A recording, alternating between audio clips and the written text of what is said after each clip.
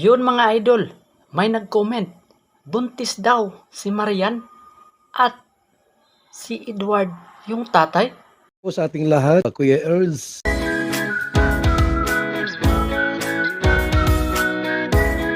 So yun mga idol, maniwala ba kayo nito sa nag-comment?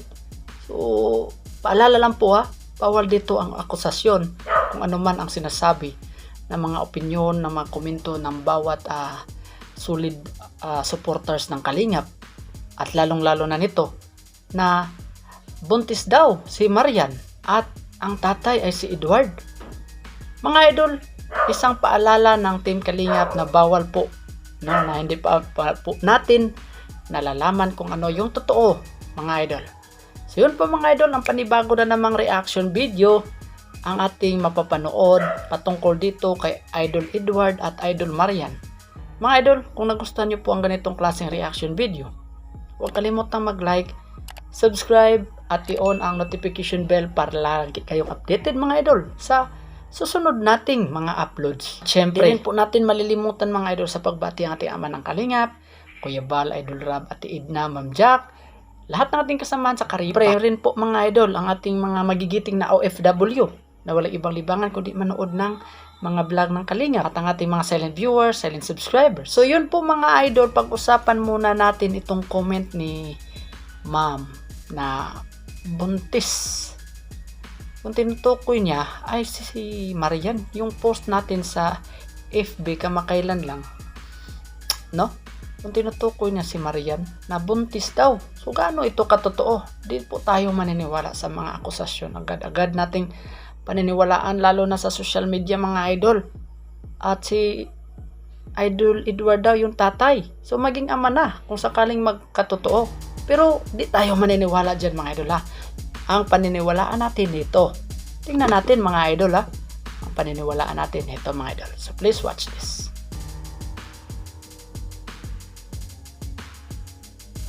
Sa daw lang kasi nalulungkot ako kasi nablitaan ko na may kamukha sa'yo sa Dubai.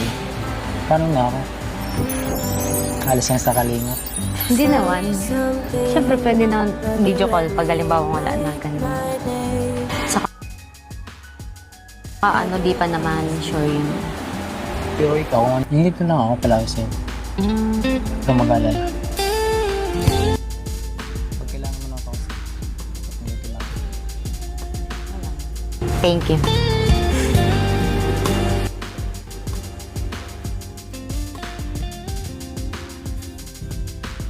Saka wag mo akong masyadong isipin. Kasi syempre, mas isipin mo pa din yung sa pag-aaral mo. Kasi ako graduate naman ako, di ba? Mas mag-focus ka ngayon sa pag-aaral mo.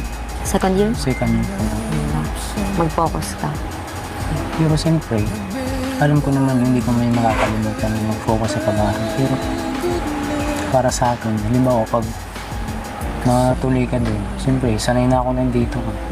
Yun lang yung tinutuloy ko. Siguro kung matutuloy ka doon, masasanay lang din ako na wala ka sa amin. Pero yung communication natin, tuloy pa din. Yun lang. Marami ka pa naman pwedeng makilala dyan. Hindi lang naman sa akin na umiikot yung mundo mo, di ba? Siyempre, may mas madami ka pang makikilala bukod sa akin. Ilang beses ko bang sasabihin sa'yo na ikaw lang talaga?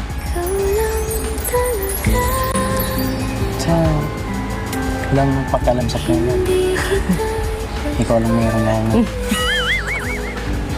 Saka marami na akong kalala sa school. Pero ikaw lang talaga. Grabe naman yan.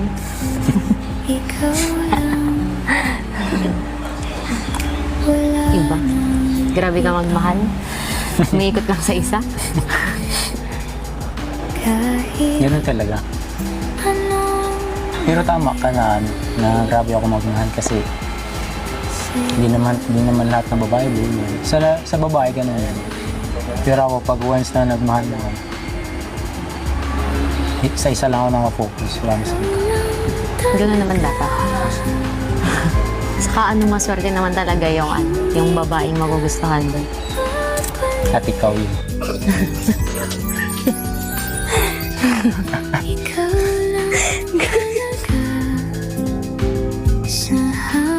O, di ba?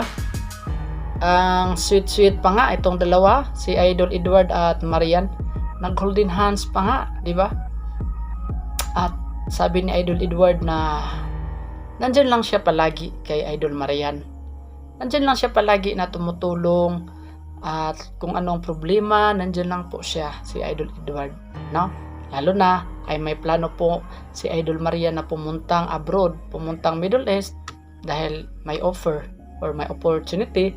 So, sigurado malayo sila sa isa't isa, at syempre naman ay para yun sa opportunity, mga idol, kay Idol Marian, sa kanyang mama at sa kanyang papa, di ba?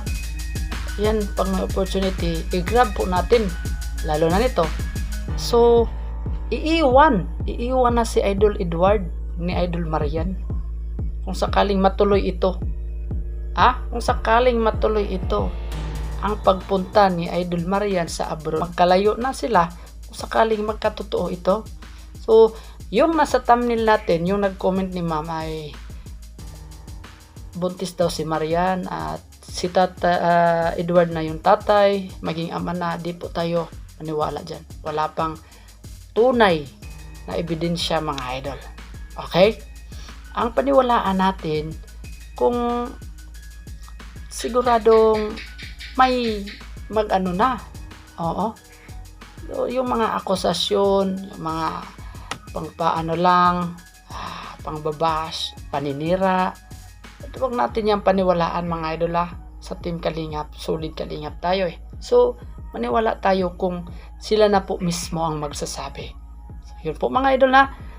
Kung nagustuhan nyo, mga idol, ang ganitong klaseng reaction, huwag kalimutang mag-like, subscribe, at i-on ang notification bell para lagi kayong updated, mga idol, sa susunod nating mga uploads. Ingat kayo lagi, mga idol. To God be all the glory. Bye-bye. God bless. Peace out. Psh.